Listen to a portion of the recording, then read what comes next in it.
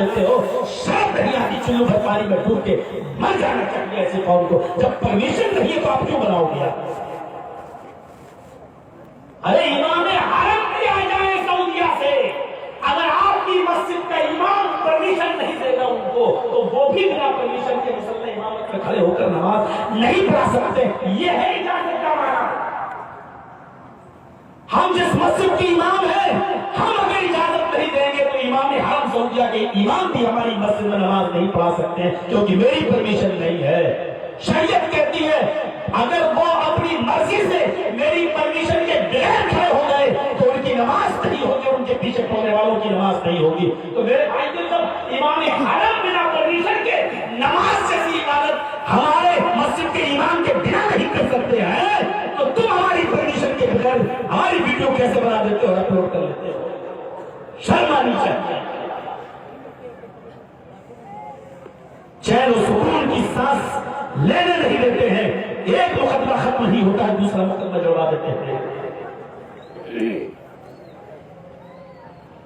इतना पाबंदी के बावजूद भी जयपुर में मुकदमा फिर होता है।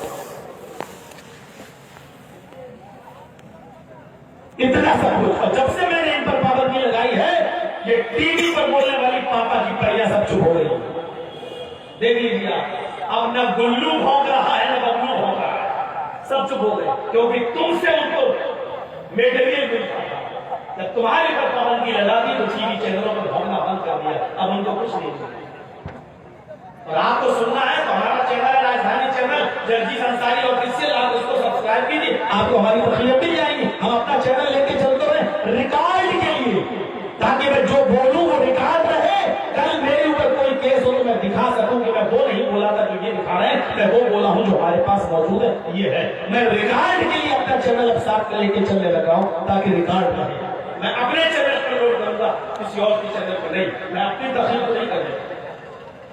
और बेहतर होगा कि आप शुरू, मेरा जहां जलसा हो आप ना आए, मेरा जलसा नहीं हो, पूरी रात दूसरों का रिकॉर्ड करिए, हमें कोई वो नहीं है, कोई एतराज नहीं है। अगर दूसरा अपनी तकलीफ को रुकावट नहीं लगाना तो कोई बात नहीं। मौलाना अब्दुल गफ्फार साहब को परेशानी में उनके उल्टे सीधे थंबनेल बना दिए। आज हालत ये है कि वो मदरसे से नहीं निकल पाते, सरकारी लोग उनके मदरसे में पहुंच जाते हैं। साहब ये तो बिहार सरकारी नौकरी यहाँ कर रहे हैं और ये बिहार में और बंगाल में तकलीफें कर रहे हैं।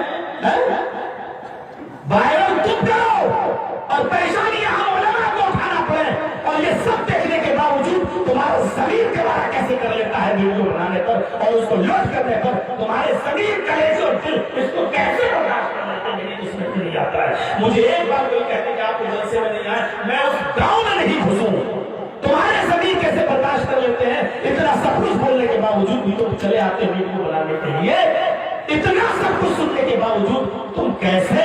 यानी बेशर्मी की कोई हद होती है, शर्म हया पे काट लगा के रख दिया है। मुझे कोई झूठ मूठ कोई कहते कि आइंदा हम नहीं बुलाएंगे, कोई फायदा नहीं है। अरे हम आपके गांव में नहीं घुसेंगे, कोई झूठ मूठ तो कह के देते, तकलीफ तो बहुत दूर की बात, इस गांव से भी रास्ता गुजरता होगा तो हम नहीं जाए। मेरे भाइयों, इज्जत खुदकारी भी तो कोई चीज होती है जो आपसे बेचती है, ताकत